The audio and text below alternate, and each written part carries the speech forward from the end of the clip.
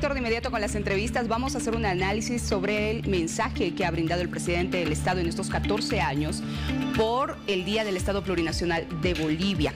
Estamos en contacto con Huáscar Ajata, viceministro de Comercio Interno y Exportaciones, a quien quiero saludar. Viceministro, un placer, buenos días. ¿Qué me dice con relación al mensaje del presidente? Muy buenos días, Vania. Un gran saludo para todos ustedes. En primer lugar, un detallito, soy viceministro de Planificación Estratégica. Mil disculpas, viceministro. Muy bien, continuemos, por favor. El fin de semana hemos tenido un mensaje muy importante de nuestro presidente Luis Arce, que ha hecho en una primera fase un recuento histórico de la fundación, el establecimiento del Estado Plurinacional de Bolivia, recorriendo toda la historia de los héroes que han luchado por la liberación de Bolivia y en esta última fase por la construcción del Estado Plurinacional. Después ha hecho un énfasis muy importante en las medidas que se han tomado para recuperar la economía, los resultados que se han obtenido y fundamentalmente la política de industrialización de sustitución con sustitución de importaciones que hemos estado llevando adelante. Entonces, creo que ha sido un mensaje muy importante dejar muy importante relevado de que Bolivia es un país estable, con crecimiento, con reducción de la pobreza y de que tenemos una de las tasas de inflación más bajas de la región. Creo que son resultados muy importantes que se han mostrado en este mensaje presidencial. Ahora, el presidente ha hecho mención también a proyectos que se vienen, ¿no es cierto? Lo que ha mencionado es que se quiere garantizar la soberanía alimentaria, que ésta sea sólida. Háblenos, por favor, de estos proyectos.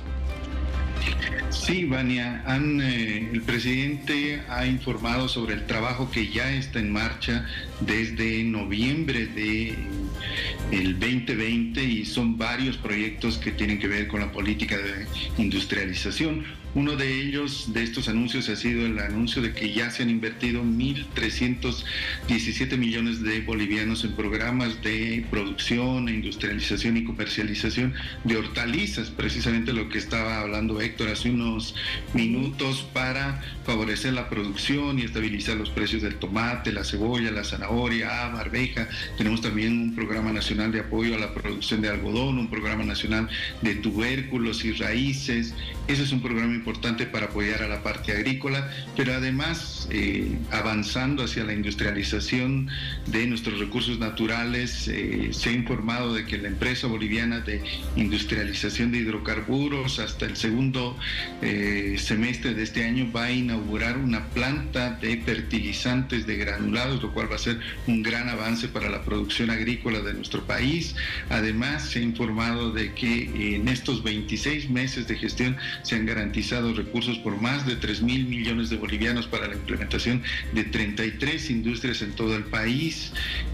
Por ejemplo, por poner algunos ejemplos, se han garantizado 1.660 millones de bolivianos para implementar plantas de extracción de aceite de palma y esto va a ser importante porque nos va a ayudar en la sustitución de los combustibles, que es un costo importante que estamos manteniendo actualmente, pero además para las diversas regiones, por ejemplo, para Cochabamba se va a implementar una planta de industrialización de coca y de plantas medicinales en Cochabamba, productos amazónicos para Pando, industria de camélidos para Oruro, una planta de industrialización de almendras para el Beni, una planta de producción para el Chaco chuquisaqueño, dos plantas de industrialización de papa, una en La Paz y otra en Chuquisaca. Es decir, cada departamento, cada región del país va a ser beneficiada con diversas plantas que ya están empezando, o algunas van a ser inauguradas este año.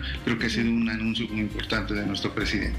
Viceministro, si bien estos datos que usted acaba de proporcionar y los que ha mencionado el presidente son alentadores, pero ¿qué pasa con el gas boliviano? ¿Qué es lo que está sucediendo? ¿Nos puede pasar factura el hecho de que no se estén haciendo exploraciones o que no existan ya la cantidad que se esperaba en los reservorios?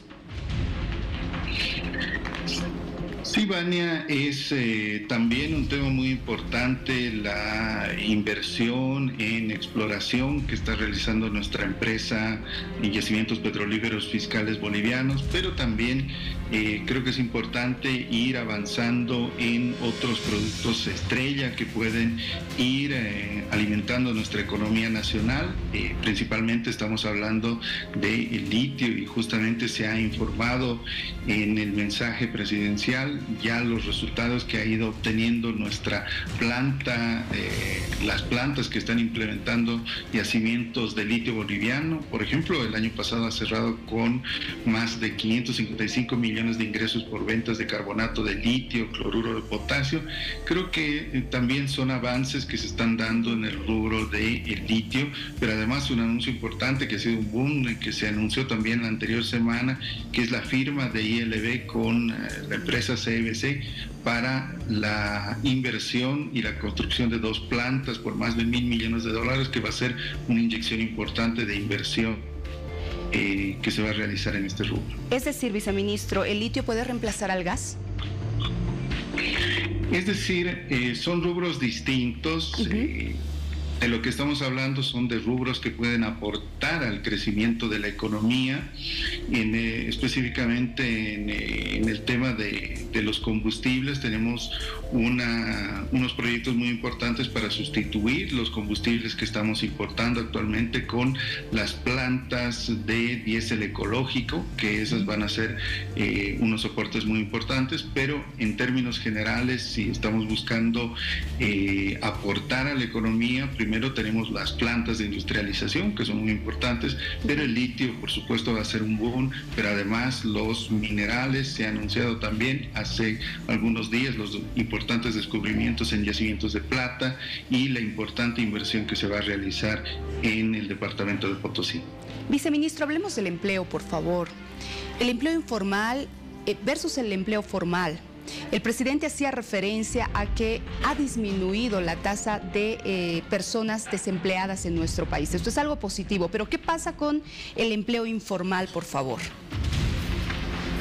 Sí, tenemos unos datos muy alentadores en términos de empleo, sobre todo si consideramos el contexto internacional.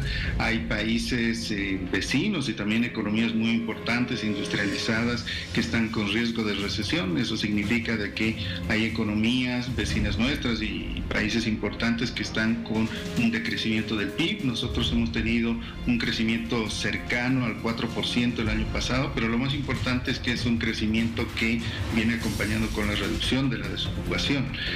La desocupación, si recordamos, la gestión 2020 estaba alrededor del 11%, que era una cifra altísima, extremadamente alta para la historia económica de Bolivia. Estas cifras se han ido reduciendo poco a poco. La tasa de desocupación actualmente se ha reducido del 11 al 4%. Esto redunda en una generación y en una dinamización del mercado interno. Esto posibilita de que se puede ir generando empleos no solamente en el rubro formal, sino también en los emprendimientos privados que van generando diversas alternativas de generación de economía, por ejemplo, el comercio, la construcción, que no necesariamente tal vez están dentro del rubro formal, pero que por supuesto constituyen una fuente importante de ingreso para los bolivianos y bolivianas. Entonces, lo primero es dinamizar el mercado interno y de que se generen oportunidades de crecimiento, de inversión, y por supuesto hay que hacer un esfuerzo importante para que poco a poco la economía se vaya formalizando y nuestros trabajadores vayan obteniendo los beneficios que les corresponde con un empleo formal. Si continuamos avanzando de esta forma y con los datos alentadores brindados por el presidente el Día del Estado Plurinacional de Bolivia, este año, ¿cómo nos va a ir? ¿Podríamos hablar de un buen incremento salarial, por ejemplo?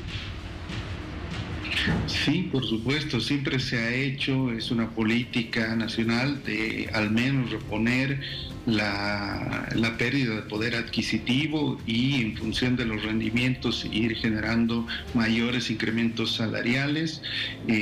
Tenemos muy buenas proyecciones para esta gestión, no solamente en términos de crecimiento, sino también de inversión. Si recordamos nuestros datos de inversión extranjera directa, es decir, los extranjeros que están invirtiendo en Bolivia han empezado a crecer con los proyectos importantes que hemos anunciado en minería de plata, en litio, pero el año pasado hemos cerrado con una importante inversión extranjera directa bruta de más de $1.000 millones. Las exportaciones han alcanzado un récord histórico de más de $12.000 millones. Tenemos una balanza comercial positiva. Por lo tanto, a pesar de un contexto, creo que esto es importante resaltarlo también, a pesar de un contexto internacional negativo, donde tenemos recesión en importantes economías, inflación, devaluación, Bolivia es un ejemplo de economía estable en la región y seguramente vamos a tener indicadores muy importantes de crecimiento que se van a corresponder seguramente con los incrementos salariales. Bien, viceministro, ha sido un placer conversar con usted. Que tenga un buen día. Muchas gracias, Vania, por el tiempo. Gracias a usted. Huáscar Ajata, viceministro de Planificación Estratégica del Estado, en El Día.